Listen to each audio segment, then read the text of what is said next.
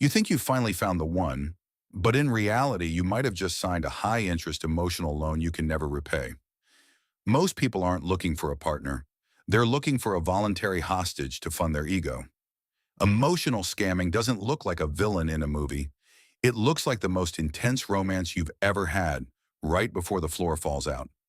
Today, we are deconstructing the relationship debt trap, from the chemical high of love bombing to the withdrawal of breadcrumbing, so you can stop being an emotional ATM and start protecting your sanity. If you only learn one thing today, let it be this: intensity is not intimacy. It's a performance designed to bypass your logic. Chapter 1: The High-Interest Loan, Love Bombing. Every scam starts with a too-good-to-be-true offer. In relationships, this is love bombing. This isn't affection, it's extreme intensity. They tell you you're perfect, they mention forever on the second date, and they shower you with a level of attention that feels like you've won the cosmic lottery. Your brain is currently drowning in a cocktail of dopamine and oxytocin, the chemicals responsible for reward and connection. This rush is a chemical high that feels controlled at first, but is actually the bait. The goal is to create an emotional peak so high that when they eventually pull back, you'll do anything to get that feeling back. Love bombing isn't about you, it's about creating an addiction you can't walk away from. Chapter 2: The Relationship Slot Machine, Intermittent Reinforcement.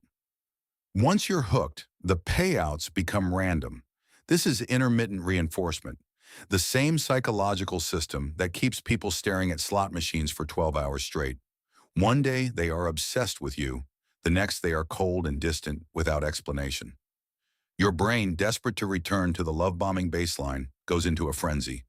When the reward is unpredictable, it becomes more addictive than if it were consistent.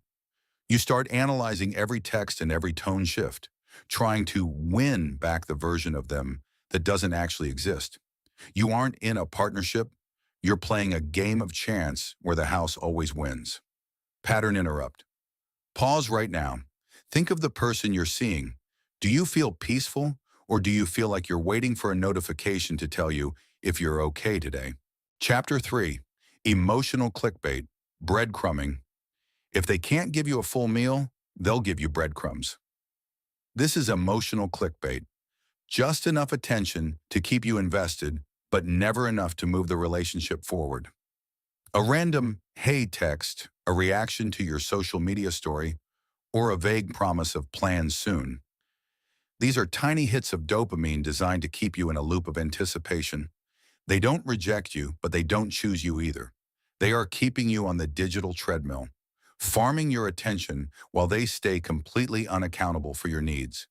Consistency speaks louder than charm, and if you're only getting crumbs, you're being starved on purpose.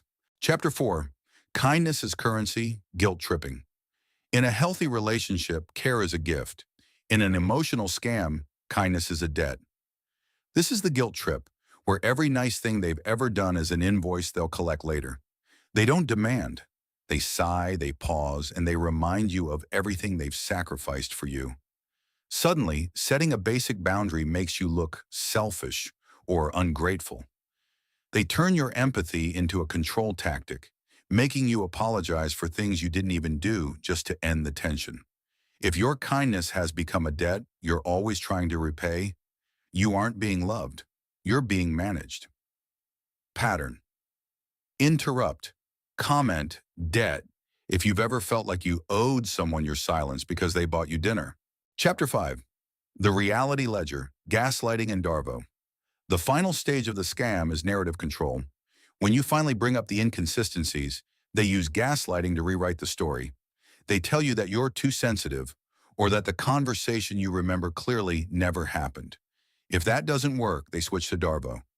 They deny the behavior, attack your character, and then reverse the roles so they are the victim and you are the offender. Suddenly, you're the one apologizing for hurting their feelings by bringing up the fact that they hurt yours. They want to erode your trust in your own memory so you have no solid ground to stand on. Conclusion: the audit. You don't need permission to believe your own experience. If the relationship feels like a constant emergency mode, it's because it was designed to be one. Stop looking for the hero version of them to return. That version was just the marketing materials for the scam. Start an emotional audit. Look at their patterns, not their promises. If this reality check helped you clear the fog, hit subscribe to keep your psychology sharp. Also, YouTube thinks you'll find this video on social engineering just as vital to your survival. Comment below and tell us what video topic you want us to deconstruct next. Your ideas build this manual.